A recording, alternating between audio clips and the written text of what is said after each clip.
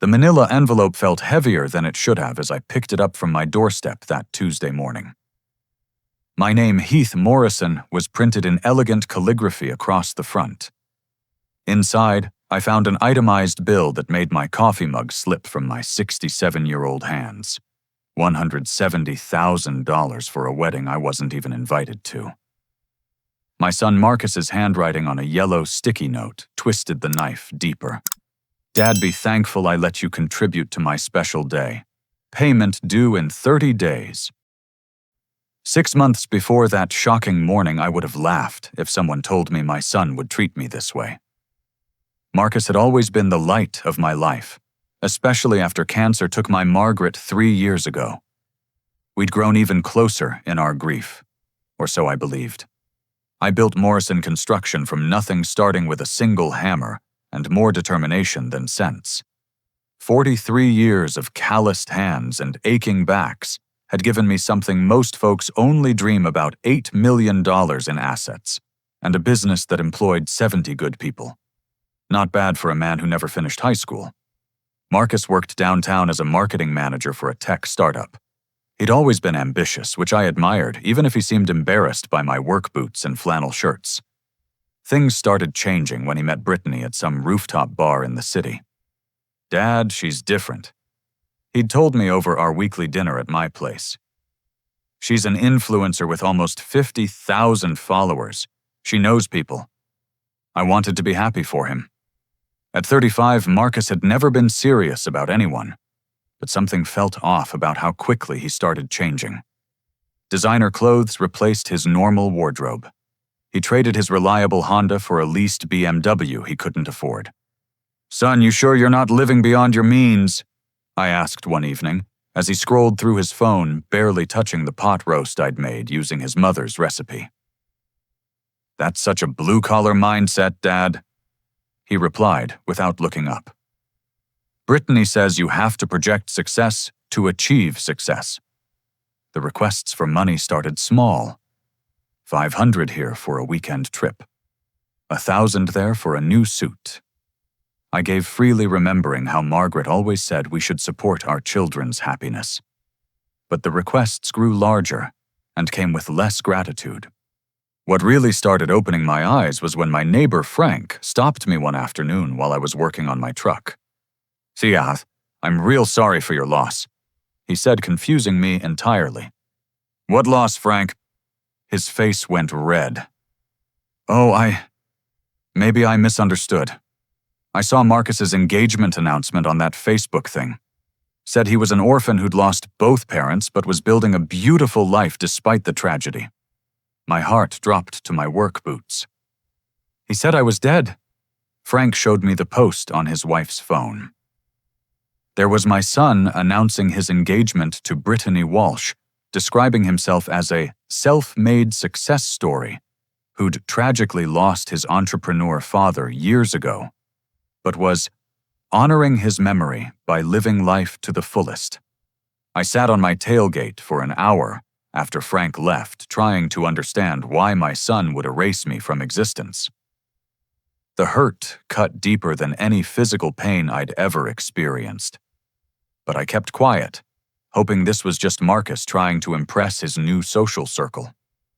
Maybe once the engagement excitement died down, he'd come back to his senses. 2 weeks later, Marcus called to say he was bringing Brittany by for dinner. I spent the whole day preparing, making all his childhood favorites, hoping to show her the warm family she'd be joining. I even put on the one dress shirt Margaret had bought me for special occasions. They arrived 2.5 hours late with no apology. Brittany walked in wearing sunglasses despite it being 8 at night, her nose wrinkling as she surveyed my living room. "It's so quaint," she said, making the word sound like an insult. "Marcus, you didn't tell me your dad still lived like this." "Like what?" I asked, genuinely confused. "You know so, modest. Marcus said you owned a successful business." I expected something more upscale. She spent the entire dinner taking photos of herself from various angles, posting them with captions like, "Slumming it with the future in-laws." When I served my famous chili, she pushed it around her plate. "I don't eat peasant food," she announced. Do you have anything organic? Maybe a kale salad? Marcus said nothing, just stared at his bowl, while his fiancée insulted everything from my furniture to my choice of beer. When I offered to help with wedding planning, suggesting I knew some great local vendors who'd given me fair prices over the years, she actually laughed. Oh, that's sweet, but we're not having that kind of wedding. This is going to be a luxury event. I don't think a contractor would understand the vision we're going for. Brittany. Marcus finally spoke, but not to defend me. Remember what we talked about, we need to be strategic. She rolled her eyes, but changed tactics, suddenly asking about my business, my assets, whether I had good life insurance. The questions felt like an interrogation, and Marcus watched her with an expression I'd never seen before, calculating cold, nothing like the boy I'd raised. After they left, I stood in my kitchen looking at the barely touched food and feeling like a stranger in my own life. The son who used to help me build birdhouses in the garage was gone, replaced by someone I didn't recognize. That night, unable to sleep, I made a decision.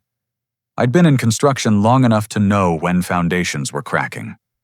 And something was definitely wrong with what was building between Marcus and me. I just didn't know yet how deep the cracks went. I started paying closer attention, keeping my phone handy, though I didn't know why. Call it an old man's instinct, but somehow I knew I'd need proof of what was happening. The boy who'd cried at his mother's funeral was disappearing, and I needed to understand why before I lost him completely to whatever spell this woman had cast. 3 weeks after that disastrous dinner, I decided to try again. Maybe I'd been too sensitive. Maybe Brittany had just been nervous meeting her future father-in-law. I called Marcus and suggested we all get together for a barbecue in my backyard, thinking a casual setting might help everyone relax.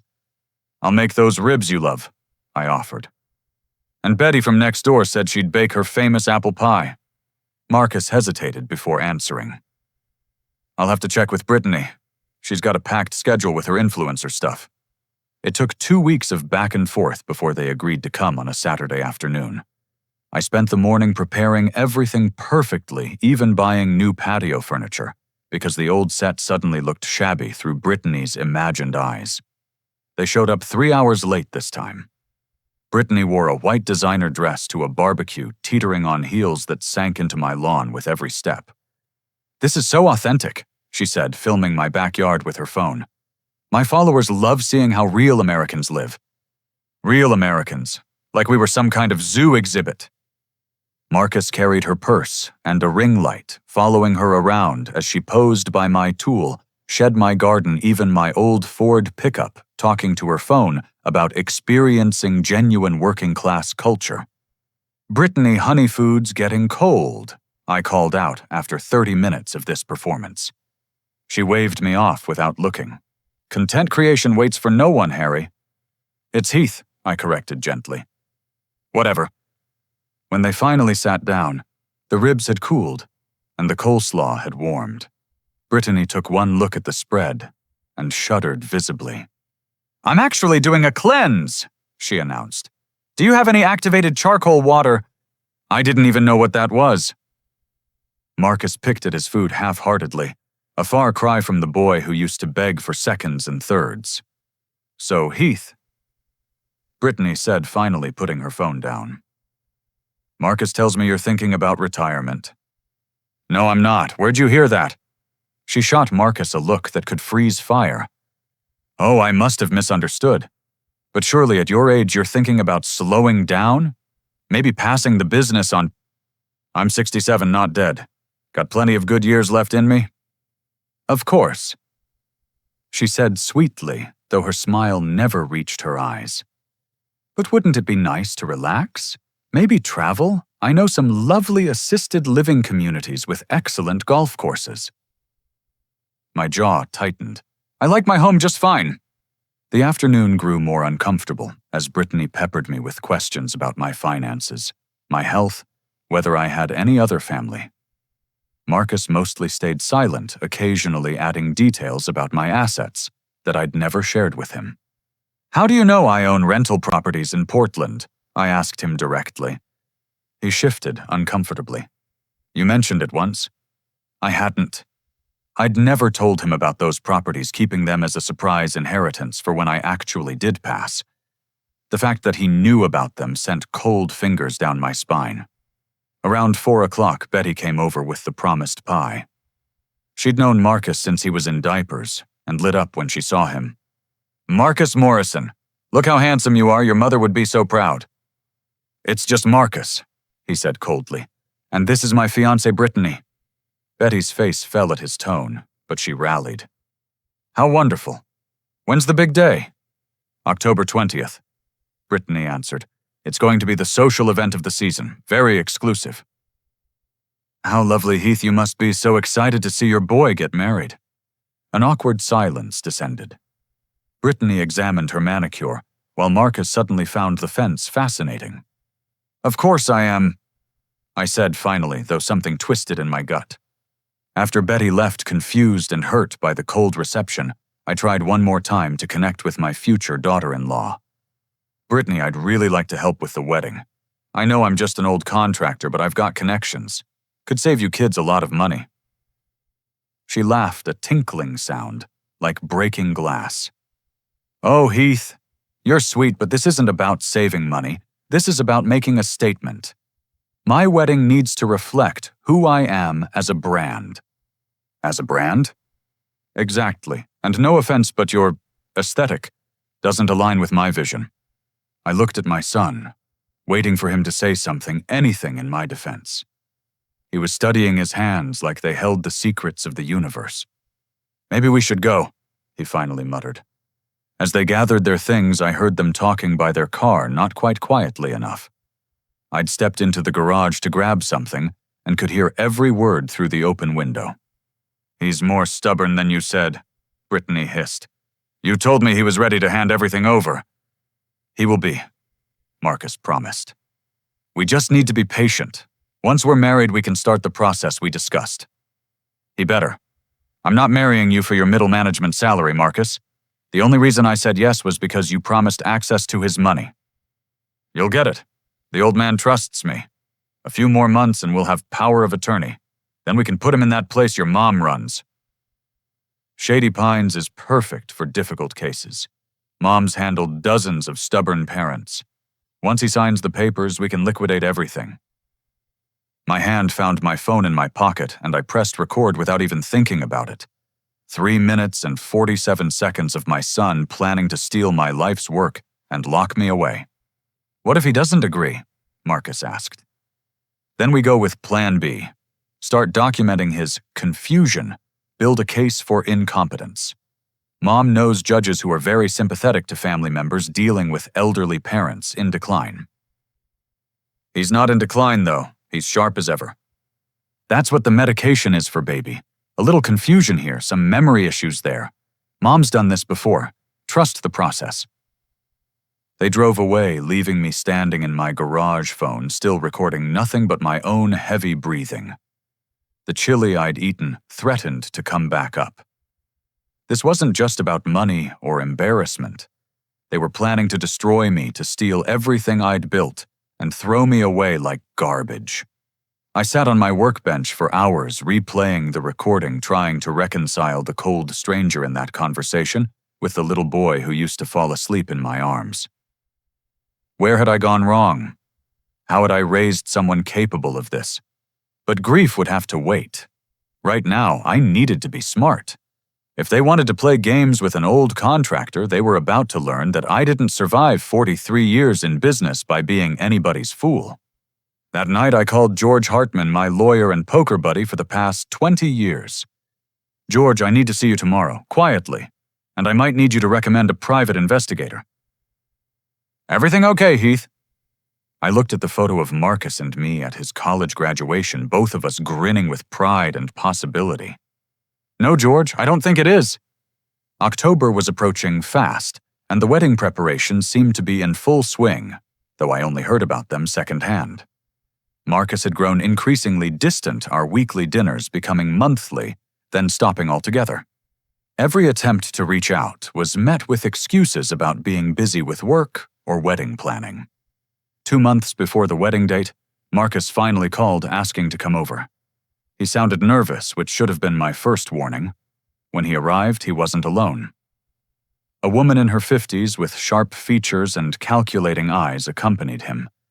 "Dad, this is Patricia Walsh Brittany's mother," Marcus said. "She's also a financial advisor." Patricia extended a manicured hand. "So wonderful to finally meet you, Heath. Marcus has told me so much about you." Something about her reminded me of a snake oil salesman I'd once met at a construction expo. All teeth and no soul. We sat in my living room, and Marcus pulled out a thick folder of documents. "Dad, we've been thinking about your future." "My future's just fine, son." Patricia leaned forward. "Of course it is. But planning ahead is smart at any age. These documents would simply ensure your wishes are carried out if anything were to happen." I put on my reading glasses and looked at the papers. Even without my law degree, I could see what they were: power of attorney forms, property transfers, and something about a trust with Marcus as the sole beneficiary and executor. "This would give you full control of everything I own," I said slowly, playing up the confused old man act I'd been practicing since hearing their conversation at the barbecue. "Only if something happens to you," Marcus said quickly. "It's just a precaution." "Like what kind of something?" Patricia jumped in smoothly. "Oh, medical emergencies, cognitive decline. These things happen gradually. Better to be prepared." I shuffled through the papers slowly, letting my hands shake just a little. George had coached me on this performance. "I don't know. This is all so complicated. Maybe I should have my lawyer look at it." "No need for that expense," Patricia said, her smile tightening. "I've prepared these myself. Standard forms and nothing unusual." I pretended to consider it, then set the papers aside. "Let me think about it. My Margaret always said never to sign anything without sleeping on it." Marcus's jaw clenched. "Dad, we're trying to help you here." "I know, son. I appreciate it. Say, while you're here, should we talk about the wedding? I haven't gotten my invitation yet. Must have been lost in the mail." The silence that followed was deafening. Marcus looked at Patricia, who gave him a subtle nod. "Actually, Dad, that's something else we needed to discuss." He couldn't meet my eyes. "Brittany and I have decided to keep the wedding very small. Intimate." "How intimate?" "Just close friends and family. I'm your father, Marcus, your only living parent." He squirmed like he used to when caught in a lie as a child. "It's not about that. It's just Brittany has a certain vision for the day. She wants everyone to fit a certain aesthetic." "Aesthetic," I repeated flatly. Patricia intervened. "What Marcus is trying to say is that Brittany comes from a different world. Her guests are influencers, entrepreneurs, society people. She worries you might feel out of place. So I'm not invited to my only child's wedding because I might feel out of place." Marcus finally looked at me, and for a second I saw something in his eyes. Shame, regret. But it vanished quickly. "It's more than that. Brittany thinks. She says you'll try to make it about you, that you'll show up in work boots or tell embarrassing stories about my childhood. She wants the focus to be on our future, not the past." Every word was a dagger, but I kept my expression mild confused rather than hurt. "I see. Well, if that's what you want, son." He blinked, clearly expecting more of a fight. "Really? You're okay with this?" I shrugged, playing the role of a beaten old man. "What can I do? Can't force my way into a wedding. Though it would have been nice to see you get married. Your mother would have loved to be there." That hit him. He flinched at the mention of Margaret, but Patricia put a warning hand on his arm. "But we should go," she said. "Think about those papers, Heath. It really would be best for everyone if you signed them soon." After they left, I immediately called George. "They showed up with transfer documents," I told him. "And I'm officially not invited to the wedding." "Did you record it?" "Every second." "Good. My investigator friend Carl Brennan can see you tomorrow. Heath, this is bigger than just a gold-digging fiancé. Be careful." That night, I sat in Marcus's childhood room, which I'd never changed. Baseball trophies lined the shelves. A poster of his favorite band still hung on the wall. How does a boy who cried when his goldfish died grow up to plan his father's imprisonment? I picked up a photo from his high school graduation. Margaret was still healthy then, standing between us with that radiant smile that could light up any room. "What would you do, Maggie?" I whispered to the picture. "How do I save our boy from himself?" But I knew what she'd say. She'd tell me to be smart, be patient, and protect myself while trying to save him. Margaret was gentle, but she was never anybody's doormat. Neither was I. The next morning I met Carl Brennan at a diner 2 towns over. He was a solid man in his 50s with eyes that missed nothing. "George filled me in on the basics," he said. "But I need to hear it from you." I told him everything, played him the recordings. His expression grew darker with each detail. "Mr. Morrison, I've seen this before. Elder fraud is big business, and it sounds like your son's been caught up in a professional operation." Professional. Patricia Walsh. That name's familiar. Give me 48 hours. I'll dig into both women, see what we're really dealing with. And Marcus. Carl's expression softened slightly. In my experience, the family member is usually both perpetrator and victim. These women are good at what they do. They find people with wealthy parents, love bomb them, then turn them against their families. Your son might be in deeper than he knows. I wanted to believe that, wanted to think Marcus was just confused, manipulated. But I'd heard him in that recording. He'd sounded eager, not coerced. "Find out everything," I said. "Money's no object." "It never is in these cases," Carl said grimly. "That's what they count on." 2 days later, my phone rang. It was Frank from next door, sounding confused. "Heath, there's some folks here asking questions about you. They're talking to all the neighbors, asking if we've noticed any strange behavior from you." My blood chilled. "What kind of questions?" "Whether you've seemed confused, lately forgotten things, acted aggressive. They claim to be from some senior wellness organization, but something feels off." They were building their case just like Brittany had promised. Creating a paper trail of concerned citizens worried about the old man's mental state. "Frank, do me a favor. If they come back, tell them I've been sharp as ever. And maybe mention you've seen me working on complex construction estimates, handling my business just fine." "You got it, Heath. These people trying to cause you trouble." Something like that. I hung up and immediately called George. We needed to move faster than planned. They were already laying the groundwork to have me declared incompetent. Soon they'd have enough manufactured evidence to convince a judge I couldn't manage my own affairs. That weekend I did something I hadn't done in years. I went to Margaret's grave, sat on the bench I'd installed there, and talked to her about our son. I failed him somewhere, Maggie. Or maybe we both did. Made life too easy, gave him too much without making him earn it. Now he thinks he can take everything without working for it. The October wind rustled through the oak trees she'd loved. I sat there for hours, planning my next moves, drawing strength from the woman who'd stood by me through everything. "I'm going to save him from himself," I promised her headstone.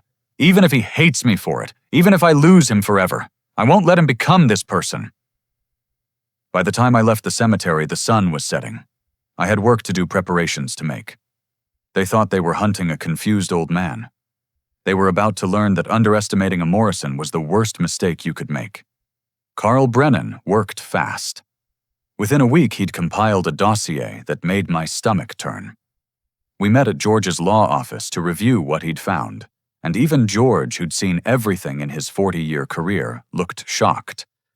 Patricia Walsh isn't her real name. Carl began sliding photos across the conference table. "It's Patricia Henley. She's been married 4 times, each time to men with elderly parents. She operates a nursing home called Shady Pines that's been investigated 3 times for financial irregularities." "Let me guess," I said. "The investigations went nowhere." "She has connections. Judges, city council members, even a few cops. But here's where it gets interesting. Brittany Walsh isn't her real name either. She's Brittany Henley, Patricia's daughter. This is their family business." He laid out more documents: marriage certificates, death certificates, property transfers. A clear pattern emerged. Victim number 1, Robert Tillman, married Patricia in 1997. His father, William, was placed in Shady Pines within 6 months, signed over power of attorney due to rapid onset dementia. William died 2 years later, leaving everything to Robert, who then divorced Patricia, but not before she'd secured half his inherited assets. The old man died. Officially natural causes, but the timing's suspicious. Same pattern with victims 2 and 3. By the 4th victim, they'd refined their approach. That's where Brittany comes in. He showed me Brittany's history. 2 previous engagements, both to men with wealthy parents. Both relationships ended after the parents' assets were transferred. She never actually married them, Carl explained. Just got engaged long enough to help transfer wealth, then found reasons to break it off. Less messy than divorce. But she's marrying Marcus, I pointed out. Actually? George interrupted, pulling out his own research. I'm not sure she is. Carl, show him what you found in Nevada. Carl produced another document. A marriage certificate from Las Vegas dated 2 years ago. Brittany Henley married to one James Crawford. Still legally married, Carl confirmed. No divorce on record, which means her marriage to Marcus would be invalid, I finished. Exactly. But here's the kicker. Look what else I found. He spread out bank statements, loan documents, forged signatures. My signature, to be precise, on applications I'd never seen. Your son's been busy, Mr. Morrison. He's taken out 4 separate loans against your properties totaling just over $400,000. He's also been added as an authorized user on several of your business accounts, though I'm guessing you didn't approve that. My hands clenched into fists. I certainly did not. There's more. I've got emails between Brittany and her mother discussing their plans. They're not even careful about it. Look at this one. I read the email thread, each word making me angrier. Mom, the old fool still won't sign. Em is getting impatient. Patience, sweetie. We've got the groundwork laid. Dr. Feldman will testify about his cognitive decline once we have enough evidence. 3 more months, max. Em wants to move faster. He's already spending like we own everything. Let him. More evidence of the father's inability to manage finances if the son is stealing. Win-win. Marcus knows about everything, I asked, though I already knew the answer. He's neck deep, Carl confirmed. I tracked his spending. Luxury cars, jewelry for Brittany vacation packages. He's living like he's already inherited millions. And look at this. Another email, this one from Marcus to Brittany. Babe, Dad came by the office today. Pathetic. Still wearing those old work boots. My coworkers think I'm some charity case with a janitor father. Can't wait until we can put him away and I can tell everyone he's getting the care he needs. I had to close my eyes and breathe deeply to keep from putting my fist through George's mahogany table. I'd visited his office to take him to lunch, proud of my successful son. He'd been embarrassed by me. How do we stop them? I asked when I could speak calmly. George smiled for the first time that day. We've got enough for criminal charges. Fraud, forgery, elder abuse conspiracy, but I think you want more than just legal victory. I want my son back, I admitted. But I also want them to pay for what they've tried to do. Then we need to be smart, Carl said. Right now they think they're winning. The wedding's in 6 weeks. They'll be expecting you to pay for it, especially since Marcus has been signing your name on vendor contracts. Let them think I will, I said, a plan forming. In fact, let's make them believe they've won completely. Over the next 2 weeks, I played my part perfectly. When neighbors mentioned the people asking questions, I acted confused, even forgot a few names on purpose when talking to people I knew Patricia had hired. I made sure to be seen struggling with simple tasks in public, all while secretly moving my assets into protected trusts George created. Carl, meanwhile, worked with federal investigators. The interstate nature of Patricia and Brittany's crimes had attracted FBI attention, especially once he shared evidence of their previous victims. They're building a RICO case, he told me. Racketeering charges. These women are going down hard. But the most painful part was continuing to interact with Marcus as if I didn't know the truth. He visited twice more with Patricia, each time with new documents to sign. I pretended to be more confused, more willing, always stopping just short of actually signing anything.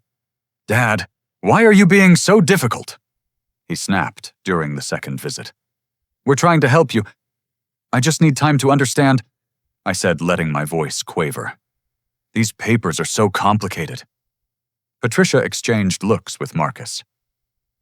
"Perhaps we should discuss alternative options," she said meaningfully. I knew what that meant. They were getting ready to file for conservatorship to have me declared incompetent. Let them try. George had already arranged for independent medical evaluations proving my mental fitness. 3 weeks before the wedding, I made my move. I called Marcus, sounding upset and confused. "Son, I got all these bills in the mail. For wedding venues, flowers, something about ice sculptures. They all have my name on them." "Oh, those," Marcus said casually. "Yeah, I used your name to secure the bookings. Better credit. You'll pay them right. Consider it your wedding gift to us." "But Marcus, this is almost $200,000. $170, actually. And that includes our honeymoon in Europe. Dad, you have millions. This is nothing to you." The callousness in his voice hurt worse than any betrayal. This wasn't my son anymore. This was a stranger wearing his face. "I'll need to see all the contracts," I said. "Maybe we should meet with my lawyer to make sure everything's legal." "No lawyers," he said quickly. "Just pay the bills, Dad, unless you want everyone to know you refused to support your only son's wedding." After I hung up, I sat in the dark for a long time. In less than 6 weeks, I'd lost my son to greed. But I was going to get him back, even if it meant destroying everything he thought he wanted first. The trap was set. The FBI was ready. The wedding was approaching. And Marcus had no idea that the old man he'd underestimated was about to teach him the most important lesson of his life. You can't build happiness on a foundation of lies and betrayal. The bill would come due soon, and when it did, I'd make sure everyone paid in full. The wedding came and went without me. October 20th was a Saturday, and I spent it like any other day, except Carl and George were with me finalizing the last pieces of our plan. I'd seen photos online, posted by Brittany's influencer friends. Crystal chandeliers, exotic orchids flown in from Thailand, a reception at the most exclusive venue in the state. My son in a tuxedo that cost more than most people's cars, standing next to a woman in a dress worth $40,000. They looked happy. That was the hardest part. 3 days after the wedding, on a Tuesday morning that had started with frost on the grass, the bill arrived. Not just any bill, but an elaborate presentation folder with golden embossing. "Morrison Walsh wedding," it proclaimed, as if I'd been part of planning this celebration I wasn't allowed to attend. $170,000. Itemized with the kind of detail that suggested they wanted me to see exactly how much they'd spent of my money. Dom Perignon fountains, lobster flown in from Maine, a string quartet from New York, a month-long European honeymoon staying in 5-star hotels. And there stuck to the top, with a yellow post-it note in Marcus's handwriting, "Dad, be thankful I let you contribute to my special day. Payment due in 30 days. Be thankful." Those 2 words burned worse than all the rest combined. I called Carl immediately. "They took the bait." "You recording everything?" "Every call, every conversation. Got cameras installed last week too, just in case they show up." "Good. The FBI wants to move after they get back from the honeymoon. Agent Melissa Chen is lead on the case. She's very interested in Patricia's operation." I stared at the bill at the casual cruelty of that note. "When do they get back?" 3 weeks. Can you hold out that long?" "I've held out this long, haven't I?" That evening I called Marcus. He answered on the 3rd ring, and I could hear music and laughter in the background. The sound of expensive happiness. "Dad, I'm kind of busy here." "I got your bill?" I said, putting a tremor in my voice. "Marcus, this is so much money." "We discussed this. It's done now anyway. Just pay it. I want to, son, I do. But the bank says I need you here to verify some signatures. Can we meet when you get back? He sighed dramatically. Fine. We'll be back on the 15th. We can meet at your lawyer's office on the 16th. Why my lawyer's office? Because that's where you'll sign those papers Patricia prepared. Brittany's mom says it's time to stop playing games. You're getting confused, Dad. You need help managing your affairs. Maybe you're right, I said, playing defeated. I am getting tired of handling everything alone. His tone immediately brightened. Really, you'll sign? Let's discuss it when you get back. Enjoy your honeymoon, son. I will, and Dad. Thanks for understanding. This is best for everyone. After hanging up, I looked at the photo of him on my mantle, the one from his 10th birthday. He'd been so excited about his bike, a used one I'd fixed up and painted his favorite color. Now he was honeymooning on my dime with a woman who was secretly married to another man planning to lock me away. The 3 weeks passed slowly. I used the time to prepare everything. George drew up documents of his own. Carl coordinated with the FBI.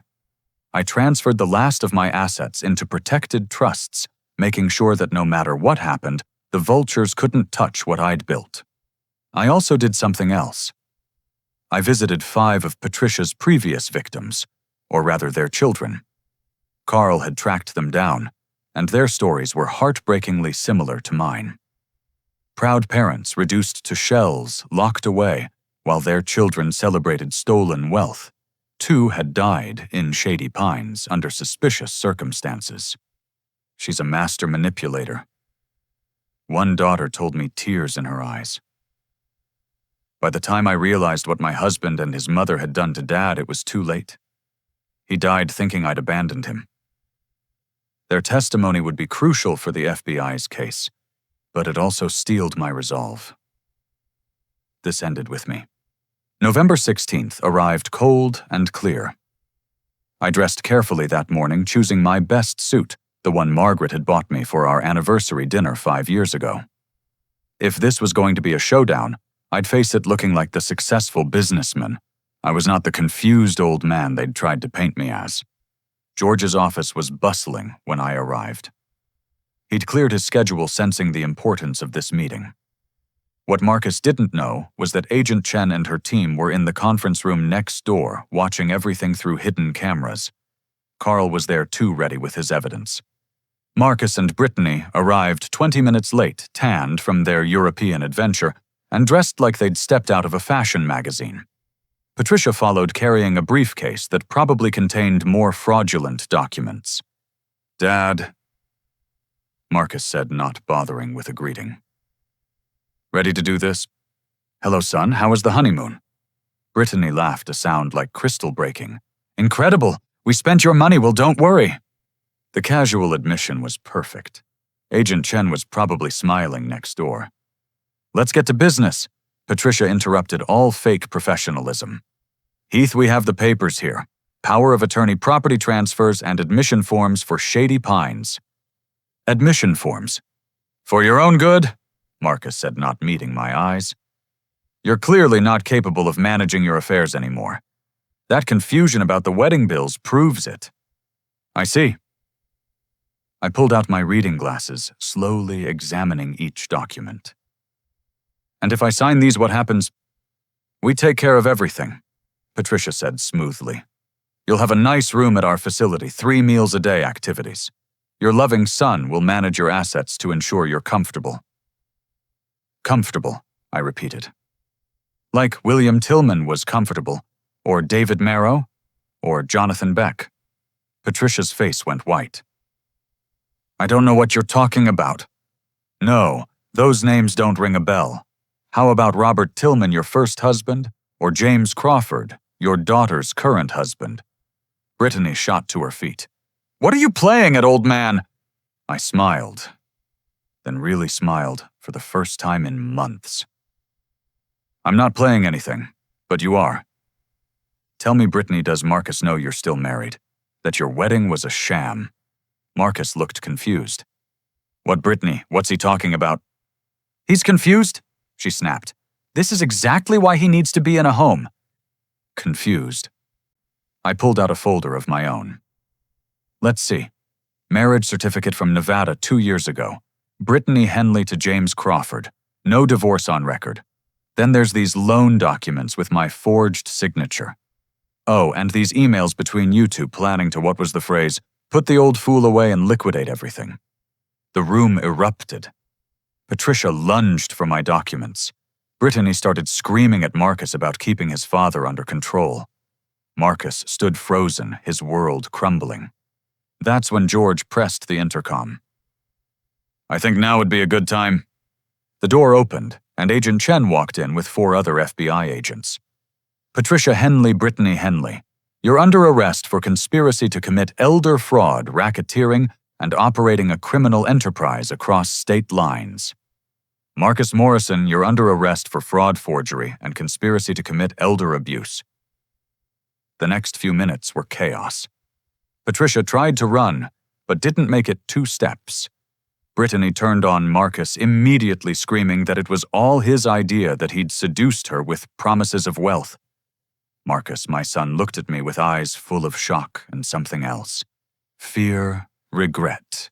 It was too late for either. Dad, he said as they cuffed him. Dad, I can explain. Save it for your lawyer, I said, though it took everything I had to keep my voice steady. As they led them out, Brittany's mask finally slipped completely. You stupid old man! You ruined everything. That money should have been ours. That money was never yours, I said. It was earned with these hands through honest work, something you'll have plenty of time to learn about in federal prison. The office fell silent after they left. George poured 2 glasses of whiskey from his desk drawer, pushing one toward me. You did the right thing, Heath. Did I? My son's going to prison because of me. Your son was going to prison regardless. The FBI was already building a case. You just made sure he didn't take you down with him. I sipped the whiskey, feeling every one of my 67 years. What happens now? Brittany and Patricia are looking at 15 to 20 years. Multiple victims across state lines that RICO charges solid. Marcus, probably 5 to 7 less with cooperation. Will he cooperate? Against them in a heartbeat. That boy's about to learn who really played him. I stayed in George's office for another hour, signing documents to void all the fraudulent loans filing charges for the forgery, ensuring my assets were protected. The wedding vendors would have to pursue Marcus for payment, since all the contracts were based on forged signatures. That night, I sat in my empty house surrounded by photos of happier times. The little boy who'd helped me build birdhouses was gone, replaced by a man I didn't recognize. But maybe 7 years in prison would help him find his way back. I raised my glass to Margaret's photo. I saved him from himself, Maggie, even if he hates me for it, even if I never see him again. The house felt quieter than ever, but for the first time in months, I slept peacefully. The trap had been sprung. Justice had been served. And somewhere in a federal holding cell, my son was learning the hardest lesson of his life, that love built on lies always comes with a price. The meeting at George's office that day became something of a legend in our small city. Word spread quickly about the FBI raid at the respected lawyer's firm, about the society wedding that was actually a sham about the old contractor who'd outwitted a criminal enterprise. But I didn't care about any of that. All I could think about was Marcus sitting in a federal holding cell, hopefully starting to understand how badly he'd been played. 2 days after the arrests, George called with updates. The FBI wants to meet with you. Agent Chen has some information you need to hear. I met Agent Chen at the federal building downtown. She was younger than I'd expected, maybe 40, with sharp eyes that probably missed nothing. Mr. Morrison, first I want to thank you. Your cooperation made this case airtight. But there are some things about your son's involvement that you should know. She spread out files on her desk, including printed emails and text messages I hadn't seen before. Your son was definitely culpable, but he was also a victim. Patricia and Brittany are professionals. They've been running this con for 15 years. They choose their marks carefully. How'd they choose Marcus? Brittany has a network of people who scout potential targets. They look for single men in their 30s with wealthy parents, particularly only children. Someone at Marcus's company was getting a finder's fee for information. She showed me an email thread. Someone named Derek Chen from Marcus's office had sent Brittany detailed information about Marcus 6 months before they accidentally met at that rooftop bar. They knew about your wife's death, your net worth, Marcus's spending habits, his insecurities about coming from a working-class background. They built a perfect trap for him. He still chose to betray me. I said, though part of me wanted to grab onto any excuse for my boy. Yes, he did, but look at these. She showed me text messages between Marcus and Brittany from early in their relationship. The manipulation was masterful. Every time Marcus expressed doubts about her expensive tastes, she'd threaten to leave. When he mentioned feeling bad about asking me for money, she'd attack his masculinity, calling him weak and dependent. I'm not saying he's innocent, Agent Chen clarified. But he was groomed for this. They spent months breaking down his resistance, isolating him from you, making him financially dependent on the lifestyle they introduced him to. One message chain particularly hurt to read. Brittany, your father called again, so needy. Marcus, he's just lonely since Mom died. Brittany. Or he's trying to control you. Rich parents always use money to keep their kids dependent. Marcus, Dad's not like that. Brittany. Then why won't he retire and let you run the business? He doesn't trust you. Probably thinks you're not smart enough. Marcus, maybe he's right. I don't know construction. Brittany, see, he's kept you weak on purpose. Real fathers prepare their sons to take over. He wants you to stay his little boy forever. Page after page of poison dripped into his ear day after day. It didn't excuse what Marcus did, but it explained how my confident son became someone who could plan to lock me away. There's more, Agent Chen said. We've been investigating Shady Pines. 3 residents have died under suspicious circumstances in the last 5 years. All were placed there by family members working with Patricia. You think she killed them? We can't prove it yet. But we've exhumed one body and found traces of medications that shouldn't have been there. Your son might not have known it, but he was potentially setting you up to be murdered. The room spun a little. Murder. My son had nearly handed me over to murderers. What about the wedding vendors? I asked, needing to focus on practical matters. That's actually good news for you. Because Marcus forged your signatures and presented himself fraudulently, you have no liability. The vendors are pursuing criminal charges against him separately. That bill you received legally worthless. She pulled out another file. Now we need to discuss Marcus's cooperation. He's agreed to testify against Brittany and Patricia in exchange for a reduced sentence. How reduced? With his cooperation, and it being his first offense, probably 3 years instead of 7. He'll serve 18 months minimum. 18 months. My boy would spend at least 18 months in federal prison. Can I see him? I heard myself asking. He's refused visitors so far, but that might change. Mr. Morrison, I've seen a lot of these cases. The family members who get caught up in these schemes, prison often wakes them up. Your son might come out of this a better man. I left the federal building feeling hollow. That evening, Carl stopped by with more information he'd uncovered. I tracked down James Crawford, Brittany's legal husband, he said. Interesting guy. She married him for his money, but he figured out her game before she could execute it. He's been hiding from her for 2 years, afraid to file for divorce because of her mother's connections.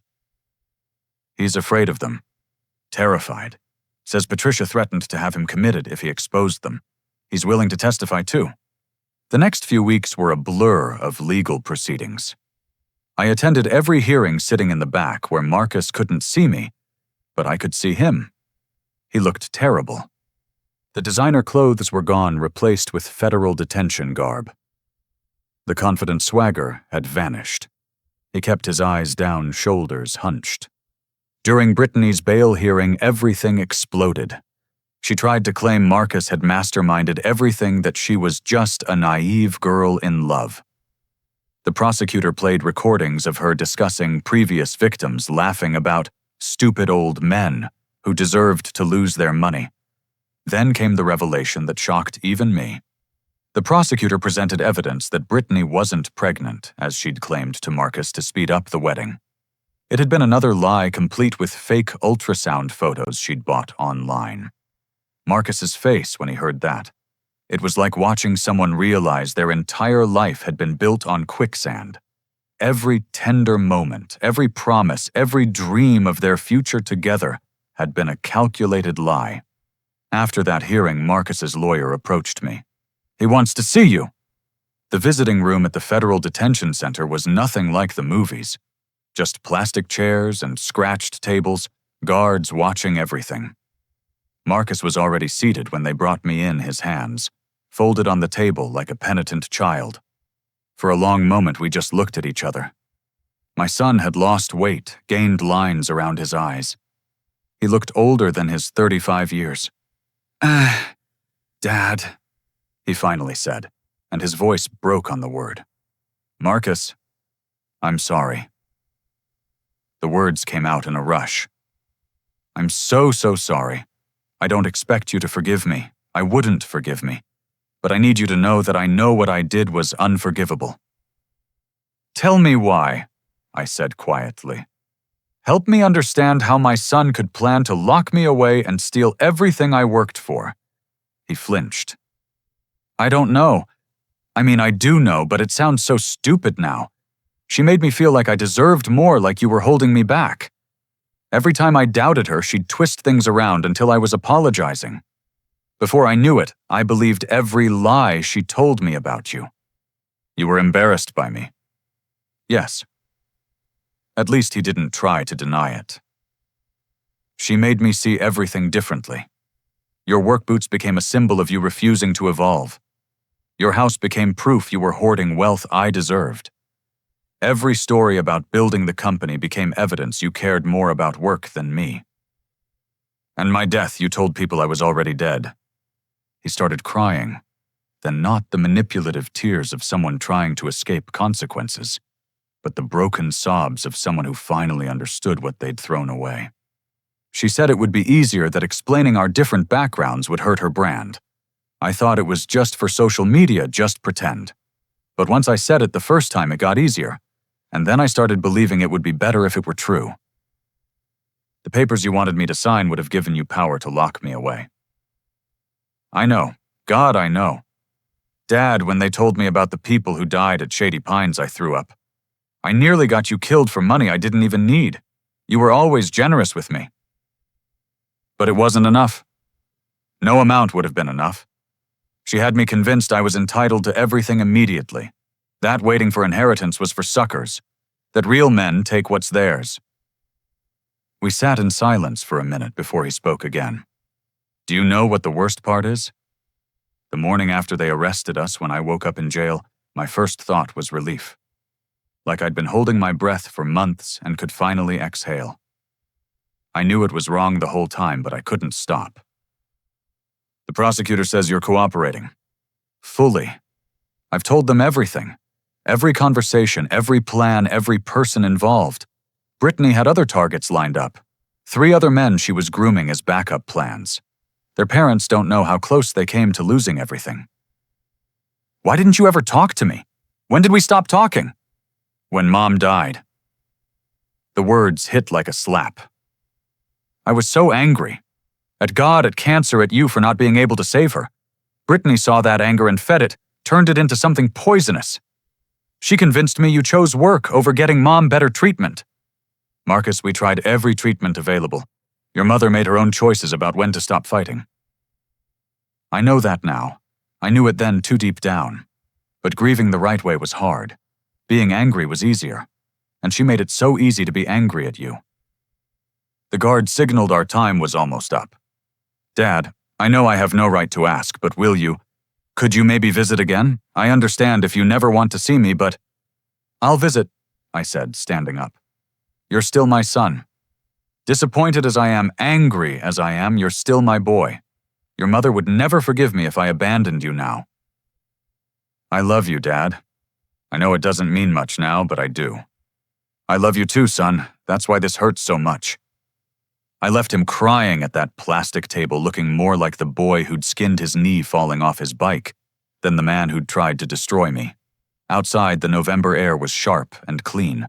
I sat in my truck for a long time, not trusting myself to drive. Agent Chen had been right about one thing. Prison was waking him up. Whether he'd stay awake once he got out, only time would tell. But for the first time since this nightmare began, I had hope that somewhere under all that greed and manipulation, my son still existed. The question was whether either of us would survive the reconstruction. 6 months after that first jail visit, I stood in a federal courtroom watching my son receive his sentence. Marcus had pled guilty to all charges and cooperated fully with the FBI. His testimony had been crucial in convicting Brittany and Patricia, who'd received 12 and 15 years respectively. Not the 20 the prosecutor wanted, but enough to keep them from destroying other families. 3 years with possible reduction to 18 months for good behavior and continued cooperation, the judge announced. Mr. Morrison, you've made terrible choices, but your genuine remorse and extensive cooperation have been noted. Use this time to reflect on who you want to be when you're released. Marcus nodded, his voice steady. I will, Your Honor, every day. I visited him monthly, driving 3 hours each way to the minimum security facility where he served his time. Each visit revealed more of the son I'd raised, and less of the stranger who'd betrayed me. I'm taking classes, he told me during one visit. Business ethics of all things. The irony isn't lost on me. Good. What else? Therapy. Twice a week. The counselor says I have issues with self-worth tied to material success. Apparently, I've been compensating for feeling inadequate my whole life. I never wanted you to feel that way. I know. That's what makes it worse. You were proud of me, but I couldn't see it because I wasn't proud of myself. The wedding vendors had pursued their own civil cases against Marcus. Since he'd forged my signatures, I wasn't liable for any of the debts. Marcus would leave prison owing nearly $200,000 in judgments. Bankruptcy would follow, but he seemed almost relieved. Starting from zero, he said. Like you did. Maybe I'll finally understand what it means to build something real. During month 8 of his sentence, I made a decision. I sold Morrison Construction to my foreman, Pete, who'd been with me 20 years. $8 million for the company I'd built from nothing. I kept my personal properties and retirement savings, but the business needed younger hands. You sold the company. Marcus was shocked when I told him. But that was your life's work. No, son, you were my life's work. The company was just a job. I'm 70 now. Time to try something different. With half the sale proceeds, I established the Morrison Foundation for Elder Protection, a non-profit providing legal resources for seniors facing financial exploitation. The other half went into trust, generating income for the foundation and my retirement. Marcus served exactly 18 months. The day he was released, I was waiting outside with my truck. He looked smaller somehow, but clearer, like someone had washed years of grime off a window. I don't have anywhere to go, he admitted, as we drove away from the prison. Yes, you do, but there are conditions. I'd prepared an apartment above my garage, nothing fancy but clean and furnished. The conditions were simple.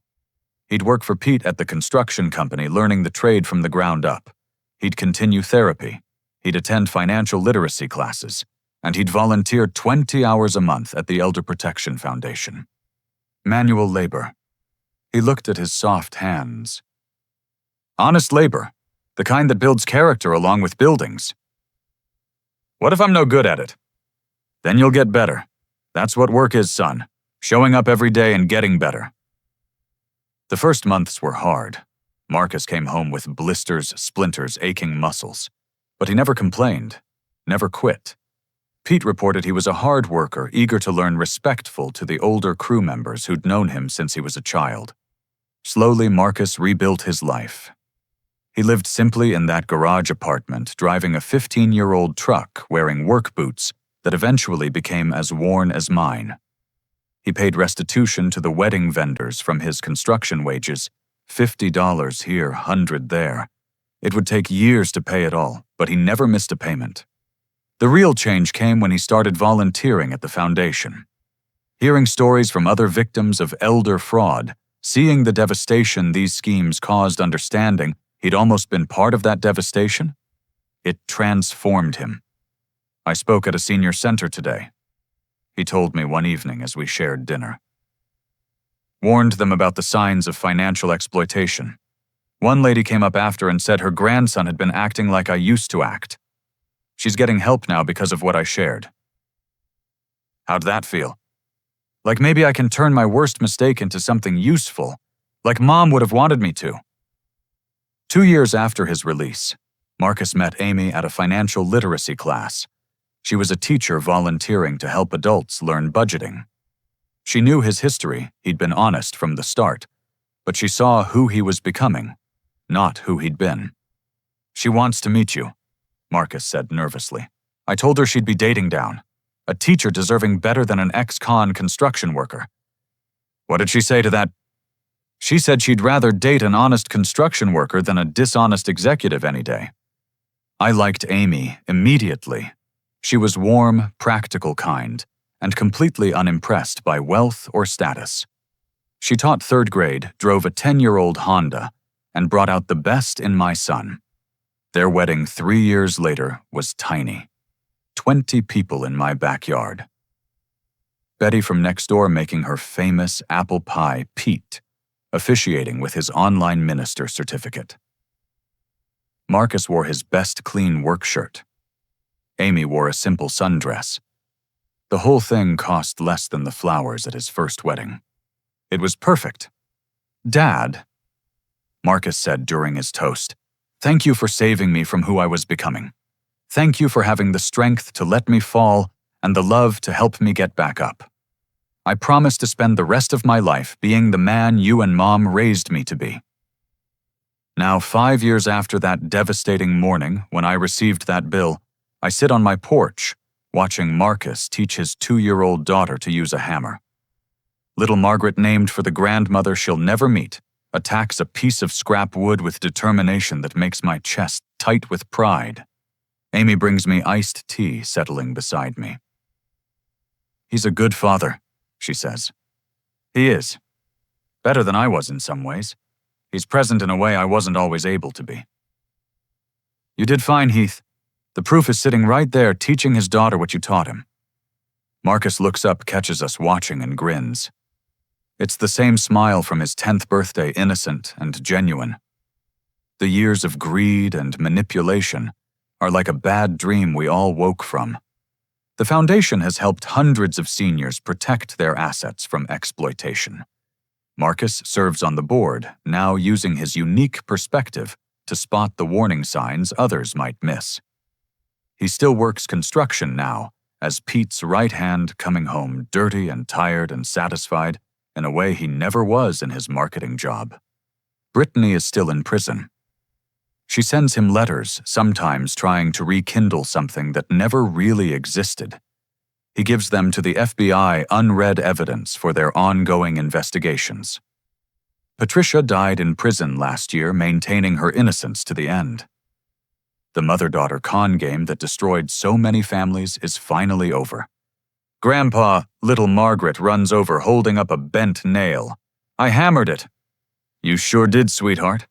Just like your daddy when he was your age.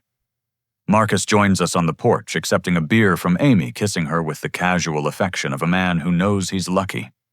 I've been thinking, he says. Maybe it's time to buy a house. Nothing fancy, but Pete says he knows a fixer-upper we could afford. Thought maybe you'd help me evaluate it. I'd like that, I say, meaning it completely. As the sun sets over our small city, painting the sky in shades of amber and rose, I think about second chances. About how sometimes losing everything is the only way to find what really matters. About how the worst betrayal led to the strongest bond. Marcus lost 3 years of his life to prison, but gained a lifetime of wisdom. I lost my son to greed, but got back a man I'm proud to call family. We both lost money, status, and comfort, but found something worth more than any inheritance. Margaret would be proud of us both. Her boy stumbled hard but found his way back. Her husband stayed strong and learned forgiveness is sometimes the greatest strength of all. The little girl between us chatters about her bent nail. Her parents laugh at something on Marcus's phone, and I close my eyes in contentment. This is wealth. This is success. This is the life I was always meant to build. Some stories end with the hero getting revenge and walking away. But the best stories, they end with redemption, with family, with the quiet triumph of ordinary people choosing love over money, forgiveness over bitterness, and hope over despair. My son banned me from his first wedding, sent me a bill for a fortune, and planned to lock me away. But that wasn't the end of our story. It was just the chapter where we both learned what really mattered. And now, as little Margaret climbs into my lap and demands a story about when Daddy was little, I know the best chapters are still being written. Dear friends, if you've made it this far, you've witnessed a journey that speaks to the heart of what family really means. We all face moments when those we love disappoint us, hurt us, even betray us. The question isn't whether these moments will come, but how we respond when they do. Have you ever had to practice tough love with someone you cared about? Have you found the strength to forgive a betrayal that seemed unforgivable? I'd love to hear your stories in the comments below. If this story touched you, please hit that like button and share it with someone who might need to hear that redemption is possible, that families can heal, that love can survive even the worst betrayals. And don't forget to subscribe for more stories that remind us of the power of second chances and the strength of the human spirit. Thank you for joining me on this journey. Remember, the true inheritance we leave isn't measured in dollars, but in the values we instill and the love we share. Until next time, hold your families close, practice forgiveness when you can, and never underestimate the power of a parent's love to change a life. Stay strong, stay wise, and keep building something real.